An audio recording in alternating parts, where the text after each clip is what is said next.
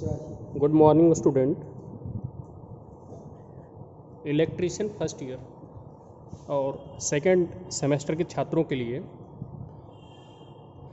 Illumination का chapter चल रहा है, अर्थात प्रदीप्ति आप लोगों को पढ़ाया जा रहा है। आज इस अध्याय का ये 15वां वीडियो क्लास होगा जो आप लोगों के लिए अपलोड किया जाएगा। इससे पहले एक बार हम देख लेते हैं कि हमने क्या पढ़ा था। तो हमने आपको इल्यूमिनेशन चैप्टर से संबंधित जितने भी महत्वपूर्ण टर्म थे उनकी परिभाषा को समझाया। उसके बाद आपको बताया गया कि जो लाइट सोर्स होते हैं, ये जो प्रकाश के स्रोत होते हैं, उनकी व्यवस्था कितने प्रकार की होती है। तो ये आपको 5 भागों में वर्गीकृत करके बताया गया था, जिसमें आपको डायरेक्ट लाइटिंग एक प्रकाश की व्यवस्था को बताया गया। डायरेक्ट लाइटिंग में आपको बताया गया कि कितना % लाइट सीधे वस्तु पर पड़ना चाहिए। उसके बाद सेमी डायरेक्ट लाइटिंग बताया गया। उसके बाद आपको सेमी इनडायरेक्ट लाइटिंग और फिर उसके बाद इनडायरेक्ट लाइटिंग अर्थात अप्रत्यक्ष प्रकाश व्यवस्था, और उसके बाद आपको सामान्य लाइटिंग अर्थात जनरल लाइटिंग व्यवस्था बताई गई। उसके बाद जो प्रकाश स्रोत थे, जो लाइट सोर्स हैं, उनके कितने प्रकार, कितने टाइप्स हैं, इनके बारे में हमने देखा। तो इसमें आपको सबसे पहले सोडियम लैंप के बारे में बताया गया। फिर उसके बाद आपको मरकरी वेपर लैंप के बारे में बताया गया। मरकरी वेपर लैंप में आपको 3 प्रकार के मरकरी वेपर लैंप के बारे में समझाया गया, जिसमें आपको MA टाइप का बताया गया। MA अर्थात mercury vapour lamp with auxiliary electrode. Mercury vapour lamp में आपको ये बताया गया कि ये लगभग 1 वायुमंडलीय दाब पे जो है ऑपरेट किया जाता है।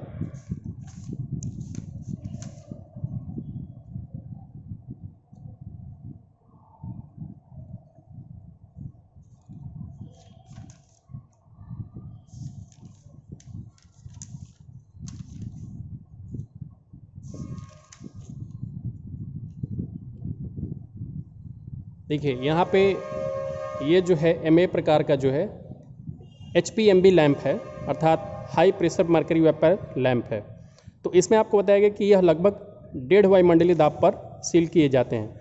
और हमने आपको जब इसकी डिफिनेशन बताई थी तो उसमें आपको नोट करने के लिए पॉइंट बताया गया था कि मरकरी वेपर लैंप, जैसा कि नाम से ही स्पष्ट हो रहा है कि इसमें जो है मरकरी हाई प्रेशर पे मरकरी का ट्यूब होता है और इसमें जो दबाव होता है वो लगभग 1.5 वायुमंडलीय दबाव होता है। तो ये 2 महत्वपूर्ण बातें थी मरकरी वेपर लैंप के MA टाइप में। और सेकंड में आपको बताया गया जो सेकंड प्रकार था MAT टाइप अर्थात मरकरी वेपर लैंप। इसमें आपको बताया गया कि ये जो मरकरी वेपर लैंप होता है, इसमें जो फिलामेंट होता है वो टंगस्टन का होता है। और इसमें जो है आपको ये भी बताया गया कि इसमें जो चोक की आवश्यकता नहीं होती है, क्योंकि ये जो फिलामेंट होता है यही ब्लास्ट का काम करता है, अर्थात चोक का काम करता है। इसके बाद हमने तीसरा जो देखा MB प्रकार का high pressure mercury vapour lamp. तो इसमें बताया गया कि यह जो लैंप होता है ये उच्च दाब लगभग 5 से 10 वायुमंडलीय दाब पर काम करता है।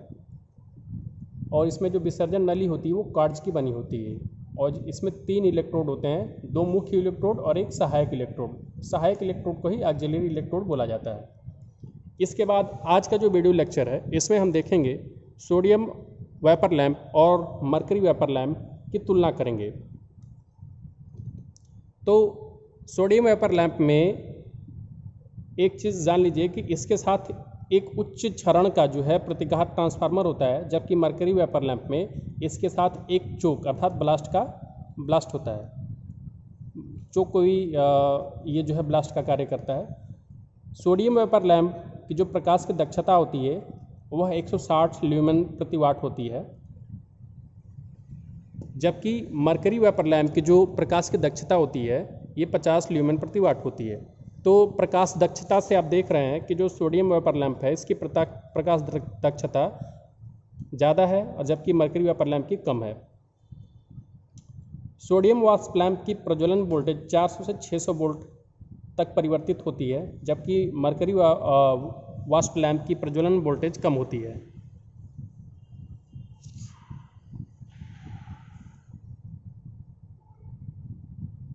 जलने की स्थिति क्रांतिक होती है, जबकि इसमें जलने की स्थिति क्रांतिक नहीं होती है।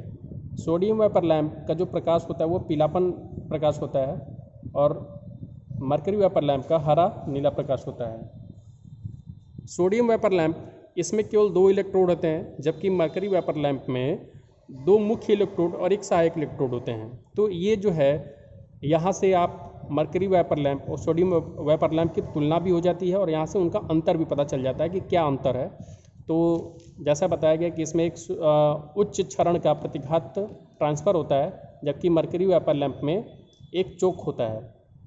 सोडियम वेपर लैंप की जो प्रकाश दक्षता होती है अर्थात ल्यूमिनस एफिकेसी होती है वो 160 ल्यूमेन प्रति वाट होती है, जबकि मरकरी वेपर लैंप की जो प्रकाश दक्षता होती है यह 50 ल्यूमेन प्रति वाट होती है। सोडियम वेपर लैंप की प्रज्वलन वोल्टेज 400 से 600 वोल्टेज तक परिवर्तित होती है, जबकि मरकरी वेपर लैंप की प्रज्वलन वोल्टेज कम होती है। सोडियम वेपर लैंप में जलने की स्थिति क्रिटिकल होती है, जबकि मरकरी वेपर लैंप में जलने की स्थिति क्रिटिकल नहीं होती है। सोडियम वेपर लैंप का जो प्रकाश होता है वो पीलापन कलर का होता है और मरकरी वेपर लैंप का जो प्रकाश होता है वो हरा नीला प्रकाश होता है। सोडियम वेपर लैंप में केवल 2 इलेक्ट्रोड होते हैं, जबकि मरकरी वेपर लैंप में 2 मुख्य इलेक्ट्रोड के साथ एक सहायक इलेक्ट्रोड होता है।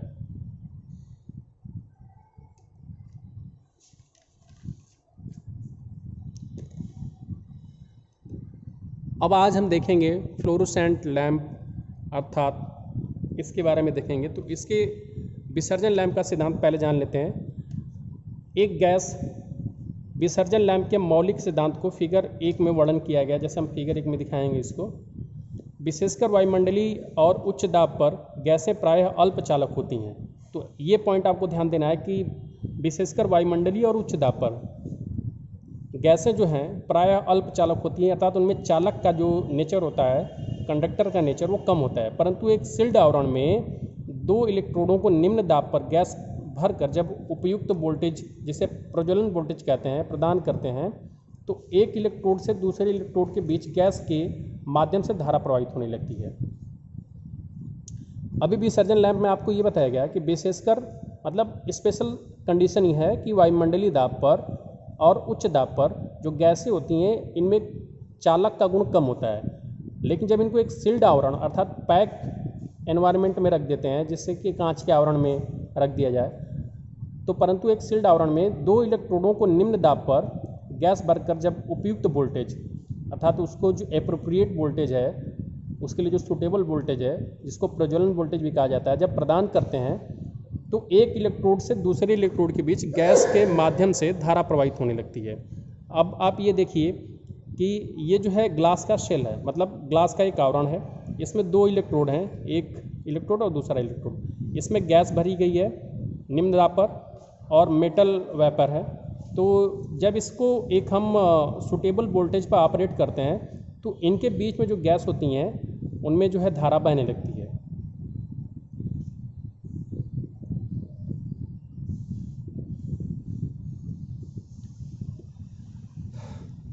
अब इसका पूरा जो है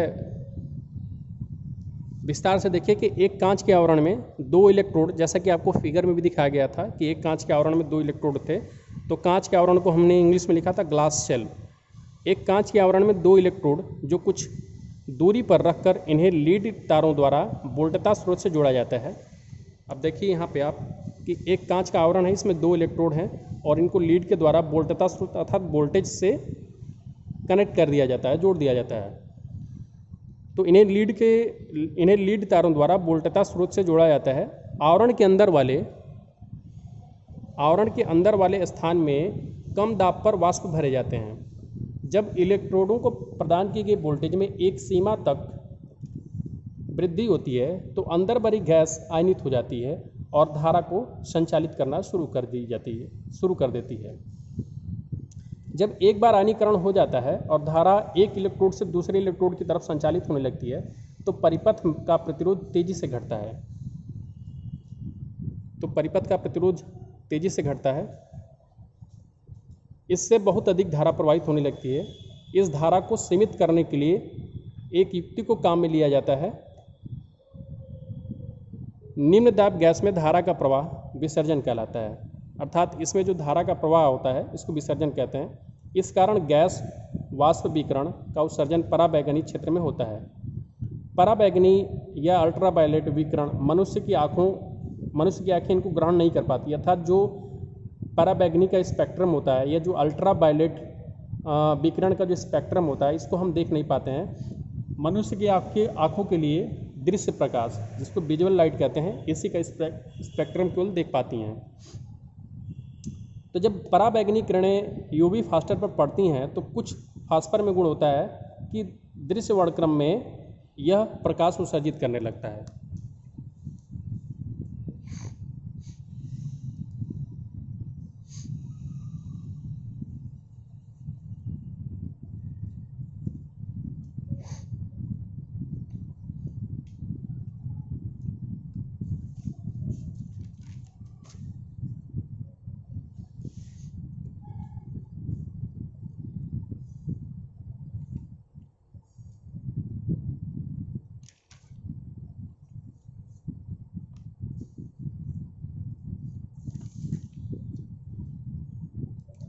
अब हम देखेंगे फ्लोरोसेंट ट्यूब की बनावट तथा कार्य सिद्धांत।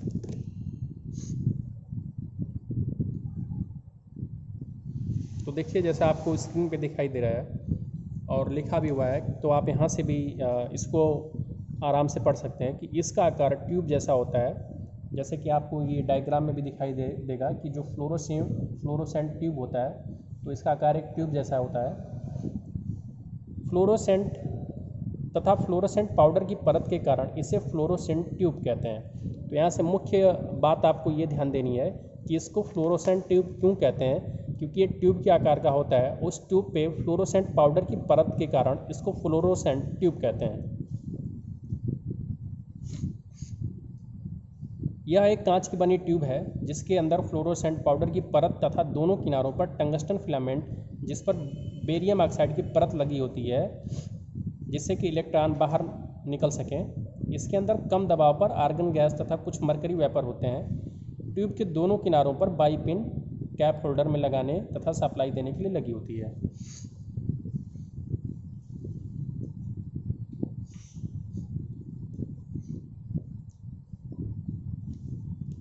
अब यहाँ से आप फ्लोरोसेंट ट्यूब का जो बनावट होता है उसको देखिए।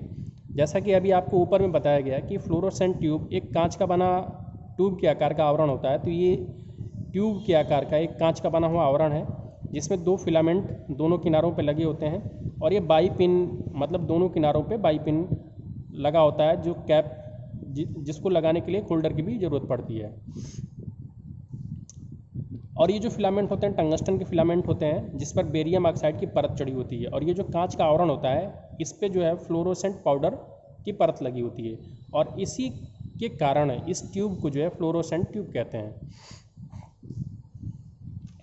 इसके अंदर जो है ट्यूब के अंदर एक कम दबाव की जो है गैस, जैसे आर्गन गैस तथा कुछ मरकरी वेपर भर दिए जाते हैं। ट्यूब के दोनों किनारों पर बाई पिन कैप होल्डर में लगाने तथा सप्लाई देने के लिए लगी होती है। जैसे यहाँ पे देख रहे हैं कि बाई पिन लगा है, इस किनारे पे भी, यहाँ पे भी बाई पिन लगा है और इसको जो है सप्लाई देने के लिए यहाँ पे सप्लाई यहाँ से दे दिया जाता है।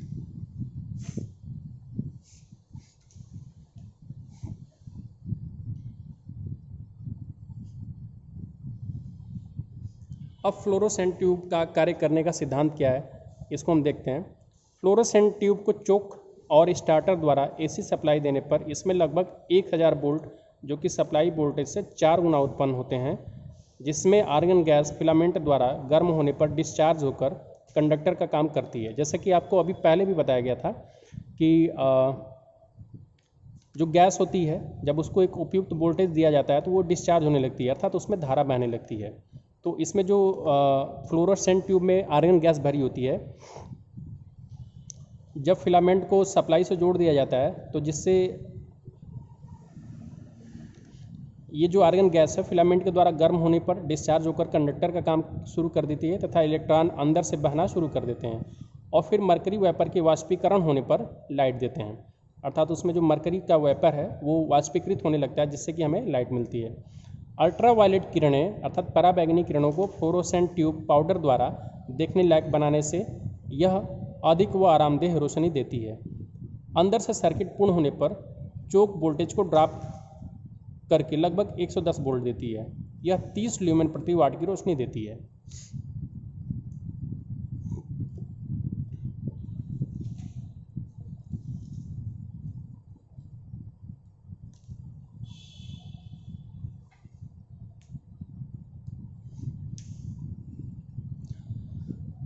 अब इसमें जो चोक लगा होता है वह क्या होता है देखिए, तो यह वाइंडिंग वायर की बहुत अधिक टर्म लेमिनेटेड कोर पर लपेटने से बनाई जाती है। अर्थात वाइंडिंग जो वायर है उसको बहुत ज़्यादा टर्न बना करके एक लेमिनेटेड कोर पर लपेट दिया जाता है, इस प्रकार से बनाया जाता है। इसका कार्य शुरू में सप्लाई वोल्टेज से लगभग 4 गुना वोल्टेज उत्पन्न करना तथा बाद में वोल्टेज ड्रॉप कर लगभग आधे वोल्टेज सर्किट में देना, अर्थात वोल्टेज को कंट्रोल करना।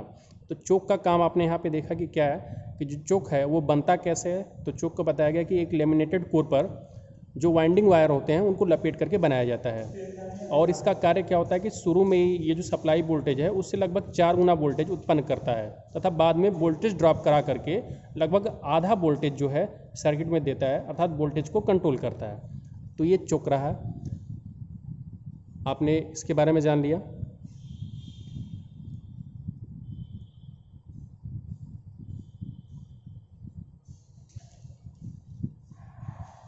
तो आज के लिए इस वीडियो में इतना ही। वीडियो देखने के लिए आपको धन्यवाद।